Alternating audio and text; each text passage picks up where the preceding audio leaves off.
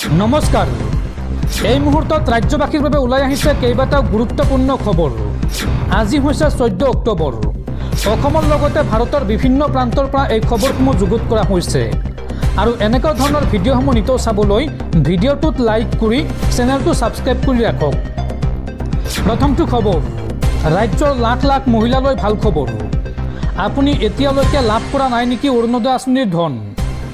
যদি লাভ কৰা নাই তেন্তে আপুনি চৰকাৰক পোনপটীয়াকৈ এই কথা জনাব পাৰিব। এই সন্দৰ্ভত চৰকাৰে মুকলি কৰিছে বিশেষ হেল্পলাইন নম্বৰ। পুৱা 10 বজাৰ পৰা বিয়লি 6 বজালৈকে এই নম্বৰত ফোন কৰি আপুনি দিব পাৰিব আপোনাৰ অভিযোগ। আপুনি এতিয়ালৈকে লাভ কৰা নাই নেকি অৰুণোদয় আঁচনিৰ ধন? যদি লাভ কৰা নাই তেন্তে আপুনি চৰকাৰক জনাওক।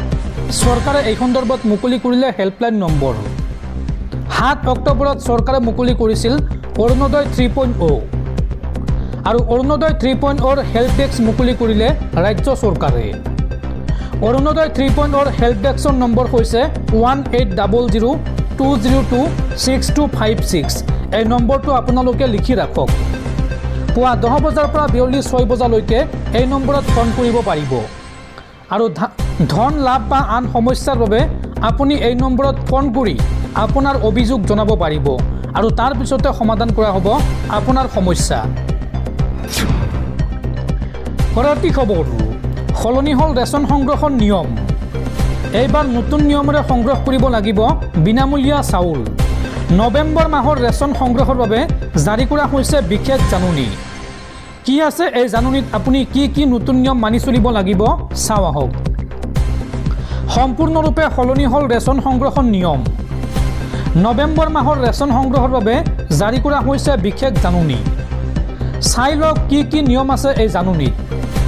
ৰেচন ল'বলৈ যাওঁতে কি কৰিব লাগিব চাওঁ আহক। চাউলৰ লগতে প্ৰতিগৰাকী হিতাধিকাৰীয়ে পাব চেনি, দাইল আৰু নিমখ। মুঠ 4বিধ সামগ্ৰী লাভ কৰিব ৰেচন কাৰ্ডৰ গৰাকীয়ে। বজাৰ দৰতকৈ কম মূল্যত লাভ কৰিব ৰেচন। প্ৰতি কেজি চেনি লাভ কৰিব মাত্ৰ 38 টকাত।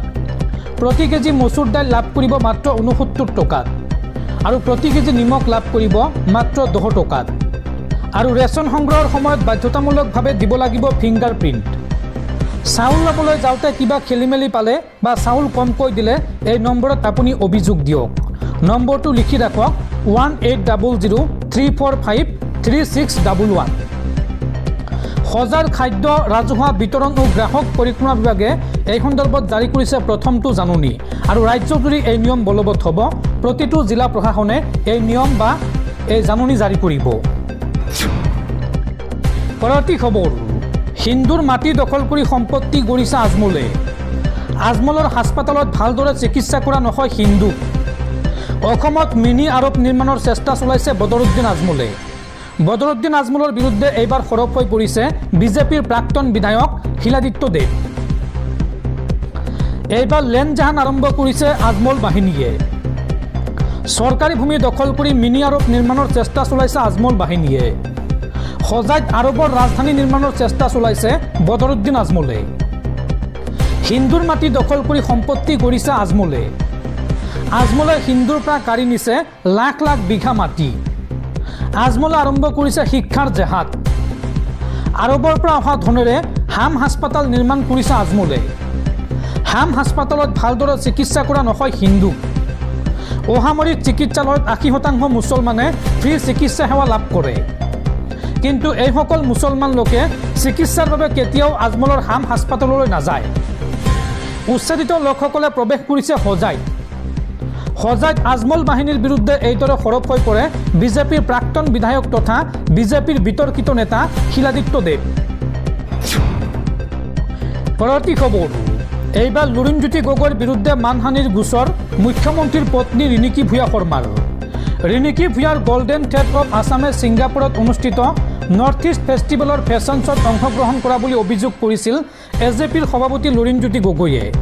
আৰু এই সন্দৰ্ভত কামৰূপ মহানগৰ জিলা মুখ্য ন্যায়াধীশৰ আদালতত মানহানিৰ গোচৰ ৰুজু কৰা হৈছে আৰু এই গোচৰৰ শুনানি অহা 30 অক্টোবৰত অনুষ্ঠিত হ'ব। পৰৱৰ্তী খবৰ, পুনৰ হুৰা বৃদ্ধি পাইছে সোণৰ দাম। এইবাৰ সৰ্বকালৰ অভিলেখ ভংগ কৰিছে সোণৰ দামে। প্ৰতি 10 গ্ৰাম 24 কেৰেট সোণৰ দাম হ'লগৈ আজিৰ দিনটোত 1,31,000 টকা। পৰৱৰ্তী খবৰ, দেশত পুনৰ ভয়ংকৰ গুলিয়াগুলি। কাশ্মীৰত পুনৰ সেনাই গুলিয়াই হত্যা কৰিলে 2 দুৰ্ধৰ্ষ উগ্ৰপন্থীক। সীমান্ত পাৰ হৈ ভাৰতত প্ৰৱেশৰ চেষ্টা চলাইছিল এই 2 উগ্ৰপন্থীয়ে। জম্মু কাশ্মীৰত সন্ত্ৰাসবাদী ৰোধ কৰাত সফলতা অৰ্জন কৰিছে ভাৰতীয় সেনাই। ভাৰতীয় নিৰাপত্তা বাহিনীয়ে সোমবাৰে গভীৰ নিশা সীমান্ত পাৰ হৈ ভাৰতত অনুপ্ৰৱেশ কৰা 2টা উগ্ৰপন্থীক গুলিয়াই হত্যা কৰে। জানিব পৰা মতে কুপৱাৰা জিলাৰ মচিল ছেক্টৰত এই ঘটনা সংঘটিত হয়। সম্প্ৰতি সমগ্ৰ অঞ্চলটো ঘেৰাও কৰি অভিযান অব্যাহত ৰাখিছে নিৰাপত্তা বাহিনীয়ে। উগ্ৰপন্থী 2টাক হত্যা কৰাৰ পিছত ভাৰতীয় সেনাই এক বিবৃতি প্ৰকাশ কৰি কয় যে মচিল ছেক্টৰত সীমান্ত পাৰ হৈ ভাৰতত প্ৰৱেশ কৰিছিল 2টা উগ্ৰপন্থীয়ে।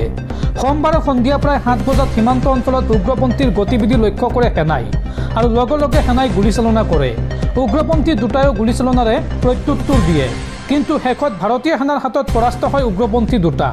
কিন্তু সেনাই এতিয়ালৈকে উগ্ৰপন্থী 2টাৰ পৰিচয় প্ৰকাশ কৰা নাই। পৰৱৰ্তী খবৰ, দেশবাসীলৈ আন এক উদ্বেগজনক খবৰ। বিগত এবছৰত দেশত আত্মহত্যা কৰিছে 10,786 জন অন্নদাতা কৃষকে, যাৰ ভিতৰত সৰ্বাধিক আত্মহত্যা কৰিছে মহাৰাষ্ট্ৰ, কৰ্ণাটক আৰু মধ্যপ্ৰদেশত। NCRBৰ 2023 বৰ্ষৰ প্ৰতিবেদনত প্ৰকাশ পাইছে এই উদ্বেগজনক তথ্য। পৰৱৰ্তী খবৰ, SBIৰ বৃহৎ ঘোষণা। মহিলাৰ বাবে সংৰক্ষিত কৰা হ'ব 30% পদ। লিংগ বৈষম্য ৰোধৰ বাবে বৃহৎ সিদ্ধান্ত ষ্টেট বেংক অৱ ইণ্ডিয়াৰ। ভাৰতৰ মহিলা চাকৰি প্ৰত্যাশীসকলৰ বাবে সুখবৰ। ভাৰতীয় ষ্টেট বেংকে লৈছে এটা ডাঙৰ সিদ্ধান্ত। অহা 5 বছৰৰ ভিতৰত মহিলা কৰ্মচাৰীৰ সংখ্যা 30%লৈকে বৃদ্ধি কৰিব ভাৰতীয় ষ্টেট বেংকে, যাৰ বাবে বেংকৰ নিযুক্তি প্ৰক্ৰিয়াত 30% পদ মহিলাৰ বাবে সংৰক্ষিত কৰা হ'ব। কৰ্মক্ষেত্ৰত লিংগ সমতাৰ প্ৰতিষ্ঠাৰ লক্ষ্যৰে এই সিদ্ধান্ত লোৱা হৈছে বুলি বেংকটোৱে প্ৰকাশ কৰিছে। বৰ্তমান ভাৰতীয় ষ্টেট বেংকত 2.4 লাখৰো অধিক কৰ্মচাৰী আছে, যিটো দেশৰ যিকোনো প্ৰতিষ্ঠানৰ ভিতৰত সৰ্বাধিক। কোম্পানীটোৰ উপ পৰিচালন সঞ্চালক কিশোৰ কুমাৰে কয় যে বৰ্তমান SBIৰ ফ্ৰণ্টলাইন কৰ্মচাৰীৰ মহিলাৰ সংখ্যা 33%। অৱশ্যে সামগ্ৰিকভাৱে এই সংখ্যা 27%। এই সংখ্যা বৃদ্ধি কৰাৰ সিদ্ধান্ত লোৱা হৈছে। কোম্পানীত লিংগ বৈষম্য দূৰ কৰাৰ বাবে উপযুক্ত পদক্ষেপ গ্ৰহণ কৰা হ'ব। ইয়াৰ উপৰি মহিলাসকলৰ বাবে একাধিক স্বাস্থ্য আঁচনিৰ ব্যৱস্থা কৰিছে বেংকটোৱে। ইয়াৰ ভিতৰত মহিলাৰ বাবে চাৰ্ভাইকেল আৰু স্তন কেঞ্চাৰ স্ক্ৰিনিং। গৰ্ভৱতী কৰ্মচাৰীৰ বাবেও পুষ্টি ভাত্তা প্ৰৱৰ্তনৰ পৰিকল্পনা ষ্টেট বেংক অৱ ইণ্ডিয়াৰ। বৰ্তমান ভাৰতীয় ষ্টেট বেংকৰ 340টা মহিলা পৰিচালিত শাখা আছে আৰু অনাগত দিনত এই সংখ্যা বৃদ্ধিৰ বাবে বেংকে মহিলা সবলীকৰণৰ পদক্ষেপ গ্ৰহণ কৰিব। পৰৱৰ্তী খবৰ, BTCত গঠন হ'ল নতুন চৰকাৰ। BTCৰ 12 কাৰ্যবাহী সদস্যক হাগ্ৰামা মহিলাৰীয়ে বিতৰণ কৰিলে দপ্তৰ আৰু নিজৰ হাতত ৰাখিলে 6টাকৈ গুৰুত্বপূৰ্ণ দপ্তৰ। বৰভূমিত এইবাৰ কাৰ হাতত কি বিভাগ আছে বা কি বিভাগৰ দায়িত্ব দিয়া হৈছে চাওঁ আহক। BTCৰ 12 কাৰ্যবাহী সদস্যক দপ্তৰ বিতৰণ। হাগ্ৰামা মহিলাৰীয়ে বিতৰণ কৰিলে দপ্তৰ। 6টা দপ্তৰ নিজৰ হাতত ৰাখিলে হাগ্ৰামা মহিলাৰীয়ে। হাগ্ৰামা মহিলাৰীৰ হাতত ৰাখিছে PWD, পঞ্চায়ত আৰু গ্ৰামোন্নয়ন বিভাগ। লগতে নিজৰ হাতত ৰাখিছে বিত্ত, যুৱ কল্যাণ, জনজাতি উন্নয়ন আৰু সাংস্কৃতিক পৰিক্ৰমা বিভাগ নিজৰ হাতত ৰাখিছে হাগ্ৰামা মহিলাৰীয়ে। লগতে উপ মুখ্য কাৰ্যবাহী ৰিহন দৈমাৰীক দিয়া হৈছে কৃষি বিভাগ। কাৰ্যবাহী সদস্য মৃত্যুঞ্জয় ব্ৰহ্মক দিয়া হৈছে পৰিবহণ বিভাগ। মুনমুন ব্ৰহ্মক দিয়া হৈছে নগৰ উন্নয়ন আৰু ৰবিৰাম নাৰ্জাৰীক দিয়া হৈছে শিক্ষা বিভাগ। ডেৰহাছাত বসুমতাৰীক স্বাস্থ্য আৰু পৰিয়াল কল্যাণ বিভাগৰ দায়িত্ব দিয়া হৈছে। প্ৰকাশ বসুমতাৰীক সমাজ কল্যাণ বিভাগ, পানীৰাম ব্ৰহ্মক বন আৰু বন্যপ্ৰাণী বিভাগ দিয়া হৈছে। সেইদৰে ধীৰাজ বৰগোহাঞিক ভূমি সংৰক্ষণ আৰু আইনী পৰিমাপৰ দায়িত্ব দিয়া হৈছে। বেগম আখতাৰা আহমেদক জনস্বাস্থ্য কাৰিকৰী বিভাগৰ দায়িত্ব দিয়া হৈছে। আগুচুতীয়া ষ্টিগাক পশুপালন আৰু পশু চিকিৎসা বিভাগৰ দায়িত্ব দিয়া হৈছে। গণেশ কছাৰীক জলসিঞ্চন প্ৰেছ মুছাহাৰীক জলসম্পদ বিভাগৰ দায়িত্ব দিয়া হৈছে আৰু লমচাও দৈমাৰীক ভূমি ৰাজহ আৰু দুৰ্যোগ প্ৰশমনৰ দায়িত্ব দিয়া হৈছে।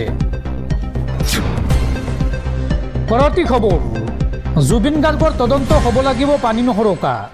কটকটীয়া চাৰ্জশ্বিট প্ৰস্তুত কৰক SIT-য়ে যাতে দোষী হাৰি যাব নোৱাৰে। বিশিষ্ট ব্যক্তিৰে SIT-ৰ আলোচনাক প্ৰত্যাখ্যান কৰিলে সৌদৰ্শন ছাত্ৰ সন্থাই। এক বিশেষ পত্ৰৰ জৰিয়তে SIT-ৰ আলোচনাত অংশ নোলোৱাৰ সিদ্ধান্ত জনালে আছুৱে। SIT-ৰ আমন্ত্ৰণক অগ্ৰাহ্য কৰিলে সৌদৰ্শন ছাত্ৰ সন্থাই। জুবিনৰ মৃত্যুক লৈ SIT আলোচনাৰ বাবে মাতিছিল আছু প্ৰতিনিধিক। সৌদৰ্শন ছাত্ৰ সন্থাৰ নেতৃত্বই ভাগ নলয় SIT-ৰ সৈতে আলোচনাত। এক পত্ৰৰ জৰিয়তে SIT-ক আলোচনাত অংশ নোলোৱাৰ সিদ্ধান্ত জনালে সৌদৰ্শন ছাত্ৰ সন্থাই। আলোচনাৰ জৰিয়তে আদালতত কোনো দোষীয়ে সুবিধা লৈ হাৰি যাব নোৱাৰে। জুবিন গাৰ্গে ন্যায় পাবই লাগিব। পানী নহৰকা তদন্ত হ'ব লাগিব। SIT-য়ে সাক্ষ্য প্ৰমাণসহ এখন কটকটীয়া চাৰ্জশ্বিট প্ৰস্তুত কৰক। দোষীয়ে কঠোৰতম আৰু দৃষ্টান্তমূলক শাস্তি পাবই লাগিব। এক পত্ৰযোগে এই মন্তব্য কৰিছে সৌদৰ্শন ছাত্ৰ সন্থাই।